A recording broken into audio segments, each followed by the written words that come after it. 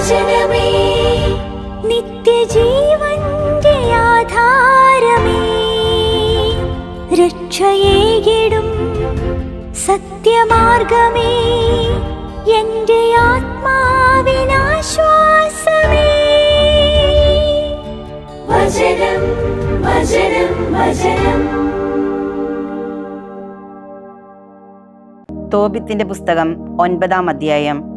തോബിയാസ് റഫായേലിനെ വിളിച്ച് അവനോട് പറഞ്ഞു, സഹോദരൻ അസറിയാസ് നിന്നോടൊപ്പം ഒരു ഭൃത്തിനെയും 2 ഒട്ടകങ്ങളെയും കൂട്ടി മേദിയായിലെ റാഗസിൽ ഗബായേലിന്റെ അടുത്ത് ചെന്ന് എനിക്ക് വേണ്ടി പണം വാങ്ങുക. അവനെയും വിവാഹ വിരുന്നിലേക്ക് കൂട്ടിക്കൊണ്ടുവരിക. എന്തെന്നാൽ ഞാൻ പുറത്തു പോകരുതെന്ന് റെഗുവേൽ ശപഥപൂർവ്വം പറഞ്ഞിരിക്കുന്നു. എന്നാൽ എൻ്റെ പിതാവ് ദിനങ്ങൾ എണ്ണിക്കഴിയുകയാണ്. ഞാൻ ഏറെ താമസിച്ചാൽ അവൻ ഏറെ വേദനിക്കും. റഫായേൽ പോയി ഗബായേലിന്റെ പക്കൽ ഒരു രാത്രി ചെലവഴിച്ചു. അവൻ അയാൾക്ക് കൈമാറ്റ രേഖ കൊടുത്തു. അയാൾ മുദ്രയോട് കൂടിയ ചെറിയ സഞ്ചികൾ എടുത്തുകൊണ്ടുവന്ന് അവന് കൊടുത്തു. അവർ 2 പേരും അതിരാവിലെ എഴുന്നേറ്റ് വിവാഹ വിരുന്നിന് പോന്നു. അയാൾ തോബിയാസിനെയും അവന്റെ ഭാര്യയെയും അനുഗ്രഹിച്ചു. തോബിത്തിന്റെ പുസ്തകം 10-ാം അധ്യായം. അവന്റെ പിതാവായ തോബിത്ത് ഓരോ ദിവസവും എണ്ണിക്കഴിയുകയായിരുന്നു. യാത്രാദിനങ്ങൾ പൂർത്തിയായിട്ടും അവർ മടങ്ങി വരാത്തതിനാൽ അവൻ പറഞ്ഞു, അവൻ അപഹാസ്യനാക്കപ്പെടുകയോ ഗബായേൽ മരിച്ചു പോവുകയോ അവന് പണം നൽകാൻ ആരും ഇല്ലെന്ന് വരികയോ ചെയ്തിരിക്കുമോ? അവൻ അതീവ ദുഃഖിതനായി. ഭാര്യ അവനോട് പറഞ്ഞു, കുട്ടിക്ക് അപകടം സംഭവിച്ചിരിക്കുന്നു, അതിനാലാണ് അവൻ വൈകുന്നത്. അവൾ അവനെ പ്രതി വിലപിച്ചുകൊണ്ട് പറഞ്ഞു, എന്റെ കണ്ണുകളുടെ വെളിച്ചമായ നിന്നെ ഞാൻ പോകാൻ അനുവദിച്ചത് കുഞ്ഞെ എനിക്ക് ഉത്കണ്ഠ കാരണമല്ലേ? എന്നാൽ തോബിത്ത് അവളോട് പറഞ്ഞു, ശാന്തമായിരിക്കൂ, വിഷമിക്കരുത്, അവന് സുഖം തന്നെ. അവൾ അവനോട് പറഞ്ഞു, മിണ്ടാതിരിക്കൂ, എന്നെ കബളിപ്പിക്കാൻ നോക്കേണ്ട. എന്റെ കുട്ടിക്ക് അപകടം സംഭവിച്ചിരിക്കുന്നു. എല്ലാ ദിവസവും അവൻ യാത്ര പറഞ്ഞ വഴിയിലേക്ക് ചെല്ലും. പകൽ അവൾ അപ്പം ഭക്ഷിച്ചിരുന്നില്ല. രാത്രികളിൽ തന്റെ മകൻ തോബിയാസിനെ ഓർത്ത് വിലപിക്കുന്നത് നിർത്തിയില്ല. അവൻ അവിടെ ഉണ്ടായിരിക്കണമെന്ന് റെഗുവേൽ ശപഥപൂർവ്വം പറഞ്ഞ വിവാഹ വിരുന്നിന്റെ 14 ദിനങ്ങൾ പൂർത്തിയാക്കപ്പെടുന്ന നാൾ വരെ ഇത് തുടർന്നു. തോബിയാസ് റെഗുവേലിനോട് പറഞ്ഞു, എന്നെ പറഞ്ഞയച്ചാലും എന്റെ പിതാവും എന്റെ മാതാവും എന്നെ കാണാമെന്ന പ്രത്യാശ ഇല്ലാത്തവരായിരിക്കുന്നു. എന്നാൽ അവന്റെ അമ്മായപ്പൻ അവനോട് പറഞ്ഞു, നീ എന്നോടുകൂടെ താമസിക്കുക, ഞാൻ നിന്റെ പിതാവിന്റെ പക്കലേക്ക് ആളെ അയക്കാം, അവൻ നിന്നെക്കുറിച്ചുള്ള വിവരം അവനോട് അറിയിക്കും. അപ്പോൾ തോബിയാസ് പറഞ്ഞു, അതുപോരാ, എന്റെ പിതാവിന്റെ പക്കലേക്ക് എന്നെ തിരിച്ചയച്ചാലും. റെഗുവേൽ അപ്പോൾ തന്നെ അവന്റെ ഭാര്യയായ സാറായെയും സമ്പത്തിന്റെ അടിമകൾ, കന്നുകാലികൾ, പണം എന്നിവയുടെ പകുതിയും നൽകി. അവരെ അനുഗ്രഹിച്ച ശേഷം യാത്രയാക്കിക്കൊണ്ട് പറഞ്ഞു, മക്കളെ, എന്റെ മരണത്തിന് മുമ്പ് തന്നെ സ്വർഗസ്ഥനായ ദൈവം നിങ്ങൾക്ക് ഐശ്വര്യമേകും. അവൻ തന്റെ പുത്രിയോട് പറഞ്ഞു, നിന്റെ ഭർത്താവിന്റെ മാതാപിതാക്കന്മാരെ ബഹുമാനിക്കുക, അവരാണ് ഇനിമേൽ നിന്റെ മാതാപിതാക്കന്മാർ. നിന്നെ പറ്റി നല്ല വാർത്ത കേൾക്കാൻ എനിക്കിടവരട്ടെ. അവൻ അവളെ ചുംബിച്ചു. എദ്ന തോബിയാസിനോട് പറഞ്ഞു, പ്രിയ സഹോദര, സ്വർഗസ്ഥനായ കർത്താവ് നിന്നെ തിരിച്ചെത്തിക്കട്ടെ. എന്റെ മകൾ സാറായിൽ നിന്നുള്ള നിന്റെ കുട്ടികളെ കാണാനും അങ്ങനെ കർത്താവിന്റെ സന്നിധിയിൽ ആനന്ദിക്കാനും എനിക്കിടവരട്ടെ. ഇതാ, ഞാൻ എൻ്റെ പുത്രിയെ നിന്നെ ഭരമേൽപ്പിക്കുന്നു. ഭരമേൽപ്പിക്കപ്പെട്ടവളെ നീ ദുഃഖിപ്പിക്കരുത്. അതിനുശേഷം തോബിയാസ് ദൈവത്തെ സ്തുതിച്ചുകൊണ്ട് മടങ്ങിപ്പോയി. എന്തെന്നാൽ അവിടുന്ന് അവന്റെ യാത്ര മംഗളകരമാക്കിയിരുന്നു. അവൻ റെഗുവേലിനും അവന്റെ ഭാര്യ എദ്നായ്ക്കും വന്ദനമേകി. തോബിത്തിന്റെ പുസ്തകം 11-ാം അധ്യായം. അവർ യാത്ര ആരംഭിച്ചു. അവർ നിനവയുടെ അടുത്തെത്തിയപ്പോൾ റഫായേൽ തോബിയാസിനോട് പറഞ്ഞു, സഹോദര, ഏതു നിലയിലാണ് നിന്റെ പിതാവിനെ നീ വിട്ടുപോകുന്നതെന്ന് ഓർക്കുന്നില്ലേ? നമുക്ക് നിന്റെ ഭാര്യയ്ക്ക് മുമ്പേ പോവുകയും വീടൊരുക്കുകയും ചെയ്യാം. മത്സ്യത്തിന്റെ കയ്പ നീ കയ്യിലെടുക്കുക. അങ്ങനെ അവർ മുന്നോട്ട് പോയി. നായ് അവരുടെ പുറകെ പോയിരുന്നു. അന്ന തന്റെ കുട്ടിയെ കാത്ത് വഴിയിലേക്ക് കണ്ണു നട്ട് നിൽക്കുകയായിരുന്നു. അവൻ വരുന്നത് കണ്ട് അവൾ അവന്റെ പിതാവിനോട് പറഞ്ഞു, ഇതാ നിന്റെ പുത്രൻ വരുന്നു, അവനോടുകൂടെ പോയ ആളും ഒപ്പമുണ്ട്. റഫായേൽ പറഞ്ഞു, നിന്റെ പിതാവിന്റെ കണ്ണുകൾ തുറക്കുമെന്ന് എനിക്കറിയാം. അതിനായി നീ ആ കയ്പ അവന്റെ കണ്ണുകളിൽ പുരട്ടണം. ചൊറിച്ചിൽ അനുഭവപ്പെടുമ്പോൾ അവൻ കണ്ണു തിരുമ്മും. അപ്പോൾ വെളുത്ത പാടുകൾ പൊഴിഞ്ഞു വീഴുകയും അവൻ നിന്നെ കാണുകയും ചെയ്യും. അന്ന ഓടിച്ചെന്ന് തന്റെ പുത്രനെ ആശ്ലേഷിച്ചുകൊണ്ട് അവനോട് പറഞ്ഞു, എന്റെ കുഞ്ഞെ, നിന്നെ ഞാൻ കണ്ടിരിക്കുന്നു, ഇനി എനിക്ക് മരിക്കാം. അവർ ഇരുവരും കരഞ്ഞു. തോബിത്ത് വാതിൽക്കലേക്ക് വന്നപ്പോൾ അവന് കാലിടറി. പുത്രൻ അവന്റെ അടുത്തേക്ക് ഓടിയെത്തി. അവൻ പിതാവിനെ കരങ്ങളിൽ താങ്ങി. തുടർന്ന് ധൈര്യമായിരിക്കുക പിതാവേ എന്ന് പറഞ്ഞുകൊണ്ട് അവൻ തന്റെ പിതാവിന്റെ കണ്ണുകളിൽ കയ്പ പുരട്ടി. ചൊറിച്ചിൽ അനുഭവപ്പെട്ടു തുടങ്ങിയപ്പോൾ അവൻ തന്റെ കണ്ണുകൾ തിരുമ്മി. ഉടനെ വെളുത്ത പാടുകൾ അവന്റെ കണ്ണുകളുടെ കോണുകളിൽ നിന്ന് പൊഴിഞ്ഞു വീണു. അപ്പോൾ അവന് തന്റെ പുത്രനെ കാണാനായി. അവനെ ആശ്ലേഷിച്ചുകൊണ്ട് കരഞ്ഞു. അവൻ പറഞ്ഞു, ദൈവമേ, അങ്ങ് വാഴ്ത്തപ്പെട്ടവനാകുന്നു. അങ്ങയുടെ നാമം എന്നേക്കും വാഴ്ത്തപ്പെട്ടതാകുന്നു. അങ്ങയുടെ എല്ലാ വിശുദ്ധ ദൂതന്മാരും വാഴ്ത്തപ്പെട്ടവരാണ്. അങ്ങ് എനിക്ക് ദുരിതമേകി, എന്നാൽ എന്നോട് കരുണ കാണിക്കുകയും ചെയ്തു. ഇപ്പോൾ ഇതാ എൻ്റെ മകൻ തോബിയാസിനെ ഞാൻ കാണുന്നു. അവന്റെ പുത്രൻ സന്തോഷത്തോടെ അകത്ത് പ്രവേശിക്കുകയും മേദിയായിൽ തനിക്ക് സംഭവിച്ച കാര്യങ്ങൾ പിതാവിനോട് വിവരിക്കുകയും ചെയ്തു. തോബിത്ത് സന്തോഷത്തോടെ ദൈവത്തെ സ്തുതിച്ചുകൊണ്ട് തന്റെ മരുമകളെ സ്വീകരിക്കാൻ നിനവയുടെ കവാടത്തിലേക്ക് ഇറങ്ങിച്ചെന്നു. അവൻ നടന്നു വരുന്നത് കണ്ടവരെല്ലാം അവന് കാഴ്ച വീണ്ടു കിട്ടിയതിൽ വിസ്മയിച്ചു. ദൈവം തന്നോട് കരുണ കാണിച്ചിരിക്കുന്നു എന്ന് തോബിത്ത് അവരുടെ മുമ്പിൽ ഏറ്റുപറഞ്ഞു. തോബിത്ത് തന്റെ മരുമകൾ സാറായുടെ അടുത്തെത്തിയപ്പോൾ അവളെ അനുഗ്രഹിച്ചുകൊണ്ട് പറഞ്ഞു, മകളെ, വന്നാലും നീ സുഖമായിരിക്കൂ. നിന്നെ ഞങ്ങളുടെ അടുത്തേക്ക് കൊണ്ടുവന്ന ദൈവം വാഴ്ത്തപ്പെടട്ടെ. നിന്റെ പിതാവും നിന്റെ മാതാവും അനുഗ്രഹീതർ. അങ്ങനെ നിനവയിൽ അവന്റെ സഹോദരരുടെ ഇടയിൽ ആനന്ദം കളിയാടി. അഹിക്കാറും അവന്റെ അനന്തരവൻ നാദാബും വന്നു. തോബിയാസിന്റെ വിവാഹം 7 ദിവസം ആഹ്ലാദപൂർവ്വം ആഘോഷിച്ചു. ജെറമിയ പ്രവാചകന്റെ പുസ്തകം 17-ാം അധ്യായം. യൂദായുടെ പാപം നാരായം കൊണ്ട് എഴുതപ്പെട്ടിരിക്കുന്നു. വജ്രമുന കൊണ്ട് അവരുടെ ഹൃദയഭിത്തിയിലും അവരുടെ ബലിപീഠങ്ങളുടെ കൊമ്പുകളിലും കൊത്തിവെച്ചിരിക്കുന്നു. അവരുടെ മക്കൾ ഗിരിശൃംഗങ്ങളിലെ പച്ചമര ചുവട്ടിൽ തങ്ങളുടെ ബലിപീഠങ്ങളും അശേരകളും അനുസ്മരിക്കുമ്പോൾ തന്നെ. നാട്ടിൻ പുറത്തെ എൻ്റെ മലയെ, പ്രദേശം മുഴുവനിലുമുള്ള നിന്റെ പൂജാഗിരികളിലെ പാപത്തെ പ്രതി നിന്റെ സമ്പത്ത്, നിന്റെ നിക്ഷേപം ഞാൻ കവർച്ച വസ്തുവായി നൽകും. ഞാൻ നിനക്ക് നൽകിയ നിന്റെ അവകാശത്തിൽ നിന്ന് നീ പിടിവിടും. നീ അറിയാത്ത ദേശത്ത് നിന്റെ ശത്രുക്കളെ സേവിക്കാൻ നിനക്ക് ഞാൻ ഇടവരുത്തും. എന്തെന്നാൽ എൻ്റെ കോപത്തിൽ നിങ്ങൾ കൊളുത്തിയ അഗ്നി എന്നേക്കും ആളിക്കത്തും. കർത്താവ് ഇപ്രകാരം അരുളി ചെയ്യുന്നു, മനുഷ്യനെ ആശ്രയിക്കുകയും തൻ്റെ ശക്തി ജഡത്തിൽ വയ്ക്കുകയും കർത്താവിൽ നിന്ന് ഹൃദയം തിരിക്കുകയും ചെയ്യുന്നവൻ ശപിക്കപ്പെട്ടവൻ.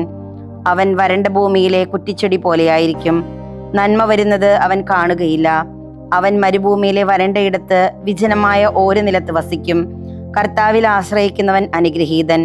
കർത്താവ് അവന്റെ ഉറപ്പായിരിക്കും. ജലത്തിനരികെ നട്ട വൃക്ഷം പോലെയായിരിക്കും അവൻ. അരുവിയിലേക്ക് അതിന്റെ വേരുകൾ അത് നീട്ടുന്നു. വേനൽ വരുമ്പോൾ അത് ഭയപ്പെടുന്നില്ല. അതിന്റെ ഇലകൾ പച്ചയായിരിക്കും. വരൾച്ചയുടെ കാലത്ത് അതിന് ഉത്കണ്ഠയില്ല.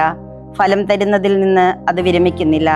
ഹൃദയം എല്ലാറ്റിനേക്കാളും കാപട്യമുള്ളതാണ്, അത് ബലഹീനവുമാണ്. ആർക്കത് മനസ്സിലാക്കാനാകും? മനുഷ്യന് അവന്റെ മാർഗങ്ങൾ അനുസരിച്ചും അവന്റെ പ്രവൃത്തികളുടെ ഫലമനുസരിച്ചും നൽകാൻ ഹൃദയം പരിശോധിക്കുന്ന, ഉള്ളം പരീക്ഷിക്കുന്ന കർത്താവാണ് ഞാൻ.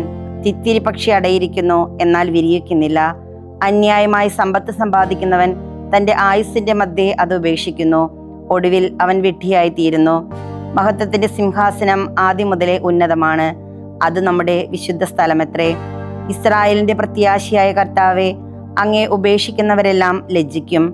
അങ്ങിൽ നിന്നും പിന്തിരിയുന്നവരുടെ പേരെഴുതപ്പെടുന്നത് പൂഴിയിലായിരിക്കും. എന്തെന്നാൽ ജീവജലത്തിന്റെ ഉറവിടമായ കർത്താവിനെ അവർ ഉപേക്ഷിച്ചു. കർത്താവെ, ഞാൻ സൗഖ്യമുള്ളവനാകേണ്ടതിന് എന്നെ സുഖപ്പെടുത്തണമേ. ഞാൻ രക്ഷിക്കപ്പെടേണ്ടതിന് എന്നെ രക്ഷിക്കണമേ. അങ്ങാണല്ലോ എൻ്റെ സങ്കീർത്തനം. ഇതാ എന്നോട് അവർ ചോദിക്കുന്നു, കർത്താവിൻ്റെ വചനം എവിടെ? അത് വരട്ടെ. ഞാനോ അങ്ങയെ പിന്തുടർന്ന് ഒട്ടും മടുത്തിട്ടില്ല. ദുർദിനം ഞാൻ ആഗ്രഹിച്ചിട്ടില്ല എന്നും അങ്ങ് അറിയുന്നു. എൻ്റെ അധരങ്ങളിൽ നിന്ന് പുറപ്പെട്ടത് അങ്ങയുടെ വചന സമക്ഷമുണ്ട്. അങ്ങ് എനിക്ക് ഭയകാരണമാകരുതേ. തിന്മയുടെ ദിനത്തിൽ അങ്ങാണ് എൻ്റെ അഭയം. എന്നെ പിന്തുടരുന്നവർ ലജ്ജിതരാകട്ടെ, ഞാൻ ലജ്ജിതനാകാതിരിക്കട്ടെ. അവർ സംഭ്രമിക്കട്ടെ, ഞാൻ സംഭ്രമിക്കാതിരിക്കട്ടെ. അവരുടെ മേൽ തിന്മയുടെ ദിനം വരുത്തണമേ. അവരെ ഇരട്ടിപ്രഹരത്താൽ നശിപ്പിക്കണമേ. കർത്താവ് എന്നോട് ഇപ്രകാരം അരുളി ചെയ്തു, യൂദാ രാജാക്കന്മാർ വരികയും പോവുകയും ചെയ്യുന്ന ജനപുത്ര കവാടത്തിലും ജെറുസലേമിന്റെ സകല കവാടങ്ങളിലും പോയി നിൽക്കുക. നീ അവരോട് പറയുക, ഈ കവാടങ്ങളിലൂടെ വരുന്ന യൂദാ രാജാക്കന്മാരെ, യൂദാ മുഴുവനുമേ, സകല ജെറുസലേം നിവാസികളുമേ, നിങ്ങൾ കർത്താവിന്റെ വാക്ക് കേൾക്കുവിൻ. കർത്താവ് അരുളി ചെയ്യുന്നു, നിങ്ങൾ നിങ്ങളെ തന്നെ സൂക്ഷിച്ചുകൊള്ളുവിൻ. സാബത്ത് ദിനത്തിൽ ഭാരം വഹിക്കുകയോ ജെറുസലേം കവാടങ്ങളിൽ അത് കൊണ്ടുവരികയോ ചെയ്യരുത്. സാബത്ത് ദിനത്തിൽ നിങ്ങളുടെ വീടുകളിൽ നിന്ന് ഭാരം പുറത്തേക്ക് കൊണ്ടുപോകരുത്. ജോലിയൊന്നും ചെയ്യരുത്. നിങ്ങളുടെ പിതാക്കന്മാരോട് ഞാൻ കൽപ്പിച്ചതുപോലെ സാബത്ത് ദിനം വിശുദ്ധമായി ആചരിക്കുവിൻ. എന്നാൽ അവർ ശ്രദ്ധിക്കുകയോ തങ്ങളുടെ ചെവി ചായ്ക്കുകയോ ചെയ്തില്ല. കേൾക്കാതിരിക്കാനും തിരുത്തൽ സ്വീകരിക്കാതിരിക്കാനുമായി അവർ തങ്ങളുടെ പിടലി കഠിനമാക്കി. കർത്താവിന്റെ അരുളപ്പാട്. സാബത്ത് ദിവസത്തിൽ ഈ നഗരത്തിന്റെ കവാടങ്ങളിൽ ഭാരം കൊണ്ടുവരാതിരിക്കുകയും ഒരു ജോലിയും ചെയ്യാതെ സാബത്ത് ദിവസം വിശുദ്ധീകരിക്കുകയും ചെയ്ത് നിങ്ങൾ എന്നെ യഥാർത്ഥത്തിൽ അനുസരിച്ചാൽ, രഥമേറിയവരും അശ്വാരൂഢരുമായ ദാവീദിന്റെ സിംഹാസനത്തിലിരിക്കുന്ന രാജാക്കന്മാരും പ്രഭുക്കന്മാരും അവരുടെ ഉദ്യോഗസ്ഥരും യൂദാ ജനവും ജെറുസലേം നിവാസികളും ഈ പട്ടണത്തിന്റെ കവാടങ്ങളിലൂടെ പ്രവേശിക്കും. അങ്ങനെ ഈ നഗരം എന്നേക്കും നിലനിൽക്കും. യൂദായിലെ നഗരങ്ങളിൽ നിന്നും ജെറുസലേമിന്റെ പ്രാന്തപ്രദേശങ്ങളിൽ നിന്നും ബെഞ്ചമിൻ ദേശത്തു നിന്നും ഷെഫലായിൽ നിന്നും മലയിൽ നിന്നും നെഗബിൽ നിന്നും ഹോമയാഗവും ബലിയും കാണിക്കയും സുഗന്ധവസ്തുക്കളും വഹിച്ചുകൊണ്ട് അവർ വരും. അങ്ങനെ അവർ കർത്താവിന്റെ ഭവനത്തിലേക്ക് കൃതജ്ഞതാ ബലി കൊണ്ടുവരും. എന്നാൽ സാബത്ത് വിശുദ്ധമായി ആചരിക്കുക.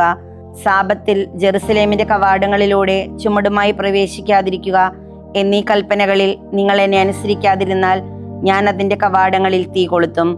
അത് ജെറുസലേമിലെ കൊട്ടാരങ്ങളെ വിഴുങ്ങും. ആരും അത് കെടുത്തുകയില്ല.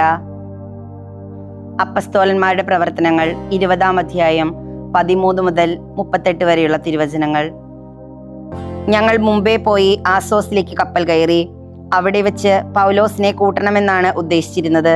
എന്നാൽ അവിടെ വരെ അവൻ കരയിലൂടെ പോകാമെന്ന് കരുതിയാണ് ഇങ്ങനെ ക്രമീകരിച്ചത്. ആസോസിൽ വെച്ച് അവൻ ഞങ്ങളെ കണ്ടുമുട്ടിയപ്പോൾ ഞങ്ങൾ അവനെ കയറ്റി മിത്തുലേനയിലെത്തി. അവിടെ നിന്ന് കപ്പൽ യാത്ര ചെയ്ത് അടുത്ത ദിവസം ഞങ്ങൾ കിയോസിന് എതിർവശമെത്തി. പിറ്റേ ദിവസം ഞങ്ങൾ സാമോസിലും അതിനടുത്ത ദിവസം മിലേത്തോസിലും എത്തിച്ചേർന്നു. ഏഷ്യയിൽ സമയം ചെലവഴിക്കാനില്ലാത്തതുകൊണ്ട് എഫേസോസിൽ അടുക്കാതെ കടൽ കടക്കണമെന്ന് പൗലോസ് തീരുമാനിച്ചിരുന്നു. കഴിയുന്നതും പെന്തക്കുസ്താ ദിനത്തിൽ ജെറുസലേമിൽ എത്തിച്ചേരാൻ അവൻ ബന്ധപ്പെട്ടിരുന്നു. മിലേത്തോസിൽ നിന്ന് അവൻ എഫേസൂസിലേക്ക് ആളെ അയച്ച് സഭയിലെ ശ്രേഷ്ഠന്മാരെ വിളിച്ചു വരുത്തി. അവർ വന്നപ്പോൾ അവൻ പറഞ്ഞു, ഞാൻ ഏഷ്യയിൽ കാലുകുത്തിയ ആദ്യ ദിവസം മുതൽ എല്ലാ സമയവും നിങ്ങളുടെ മധ്യത്തിൽ എങ്ങനെ ജീവിച്ചുവെന്ന് നിങ്ങൾക്കറിയാമല്ലോ. പൂർണ്ണ വിനയത്തോടും കണ്ണുനീരോടും യഹൂദരുടെ ഗൂഢാലോചനകളാൽ എനിക്കുണ്ടായ പരീക്ഷണങ്ങളോടും കൂടി ഞാൻ കർത്താവിനെ സേവിച്ചു. പ്രയോജനപ്പെടുന്നതൊന്നും മറച്ചുവെക്കാതെ പരസ്യമായും വീടുകളിൽ വെച്ചും ഞാൻ നിങ്ങളെ പഠിപ്പിച്ചു. ദൈവത്തിലേക്കുള്ള മാനസാന്തരവും നമ്മുടെ കർത്താവായ യേശുവിലുള്ള വിശ്വാസവും യഹൂദർക്കും ഗ്രീക്കുകാർക്കും ഞാൻ സാക്ഷ്യപ്പെടുത്തി. ഇതാ ഇപ്പോൾ പരിശുദ്ധാത്മാവാൽ ബന്ധിതനായി ഞാൻ ജെറുസലേമിലേക്ക് പോകുന്നു. അവിടെ എനിക്ക് എന്ത് സംഭവിക്കുമെന്ന് അറിഞ്ഞുകൂടാ. കാരാഗ്രഹവും പീഡനങ്ങളുമാണ് എന്നെ കാത്തിരിക്കുന്നതെന്ന് പറഞ്ഞുകൊണ്ട് പരിശുദ്ധാത്മാവ് ഓരോ നഗരത്തിലും എന്നോട് സാക്ഷ്യപ്പെടുത്തുന്നെന്ന് മാത്രം എനിക്കറിയാം. എന്നാൽ എൻ്റെ ജീവൻ ഒരു വിധത്തിലും വിലപ്പെട്ടതായി ഞാൻ കണക്കാക്കുന്നില്ല. എൻ്റെ ഓട്ടവും ദൈവത്തിന്റെ കൃപയുടെ സുവിശേഷത്തിന് സാക്ഷ്യം നൽകാൻ കർത്താവായ യേശുവിൽ നിന്ന് ഞാൻ സ്വീകരിച്ച ശുശ്രൂഷയും പൂർത്തിയാക്കണമെന്നേ എനിക്കുള്ളൂ. ദൈവരാജ്യം പ്രഘോഷിച്ചുകൊണ്ട് നിങ്ങളെല്ലാവരുടെയും ഇടയിൽ ചുറ്റി സഞ്ചരിച്ച ഞാൻ ഇപ്പോൾ ഇതാ അറിയുന്നു, എൻ്റെ മുഖം നിങ്ങളിൽ ആരും ഇനി ഒരിക്കലും കാണുകയില്ല. തന്മൂലം എല്ലാവരുടെയും രക്തത്തിൽ നിഷ്കളങ്കനാണ് ഞാനെന്ന് ഈ ദിവസം നിങ്ങളോട് സാക്ഷ്യപ്പെടുത്തുന്നു. എന്തെന്നാൽ ദൈവത്തിന്റെ പദ്ധതി മുഴുവൻ നിങ്ങളോട് പ്രഖ്യാപിക്കുന്നതിൽ നിന്ന് ഞാൻ ഒഴിഞ്ഞു മാറിയിട്ടില്ല. നിങ്ങളെയും അജഗണം മുഴുവനെയും പറ്റി നിങ്ങൾ ശ്രദ്ധാലുക്കളായിരിക്കുവിൻ. അവൻ സ്വന്തം രക്തത്താൽ നേടിയ ദൈവത്തിന്റെ സഭയെ മേയ്ക്കാൻ മേൽനോട്ടക്കാരായി പരിശുദ്ധാത്മാവ് നിങ്ങളെ നിയോഗിച്ചിരിക്കുന്നു. എൻ്റെ വേർപാടിന് ശേഷം അജഗണത്തെ വെറുതെ വിടാത്ത ക്രൂരരായ ചെന്നായ്ക്കൾ നിങ്ങളുടെ ഇടയിൽ വരുമെന്ന് ഞാൻ അറിയുന്നു. തങ്ങളുടെ പിന്നാലെ വരാൻ ശിഷ്യരെ ആകർഷിക്കുന്ന വക്രോപദേശങ്ങൾ നൽകുന്നവർ നിങ്ങളുടെ ഇടയിൽ നിന്ന് തന്നെ ഉയർന്നു വരും. അതിനാൽ 3 വർഷം രാപ്പകൽ കണ്ണീരോടെ നിങ്ങൾ ഓരോരുത്തരെയും ഉപദേശിക്കുന്നതിൽ നിന്ന് ഞാൻ വിരമിച്ചിട്ടില്ല എന്നനുസ്മരിച്ച് ജാഗ്രതയുള്ളവരായിരിക്കുവിൻ. ഇപ്പോൾ ഞാൻ നിങ്ങളെ ദൈവത്തിനും നിങ്ങളെ പടുത്തുയർത്താനും വിശുദ്ധീകൃതമായ സകലരുടെയും ഇടയിൽ നിങ്ങൾക്ക് അവകാശം തരാനും കഴിയുന്ന അവിടുത്തെ കൃപയുടെ വചനത്തിനും ഭരമേൽപ്പിക്കുന്നു.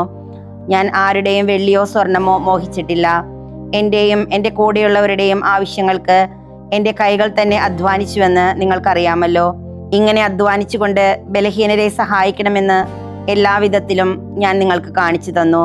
സ്വീകരിക്കുന്നതിനേക്കാൾ കൊടുക്കുന്നതാണ് ഭാഗ്യതരം എന്ന് പറഞ്ഞ കർത്താവായ യേശുവിൻ്റെ വചനങ്ങൾ അനുസ്മരിക്കുക. ഇത് പറഞ്ഞ ശേഷം അവൻ മുട്ടുകുത്തി അവരെല്ലാവരോടും കൂടെ പ്രാർത്ഥിച്ചു. എല്ലാവരും ഏറെ കരഞ്ഞു. പൗലോസിന്റെ കഴുത്തിൽ ആശ്ലേഷിച്ച് ചുംബിച്ചു. ഇനിമേൽ അവർ അവന്റെ മുഖം ദർശിക്കുകയില്ല എന്ന് പറഞ്ഞ വചനത്തെക്കുറിച്ചാണ് അവർ ഏറ്റവും കൂടുതൽ ദുഃഖിച്ചത്. അനന്തരം കപ്പലിലേക്ക് അവർ അവനെ അനുയാത്ര ചെയ്തു. ദൈവവചനമേ, നിത്യജീവന്റെ ആധാരമേ, രക്ഷയേകിടും സത്യമാർഗമേ, എന്റെ ആത്മാവിനാശ്വാസം.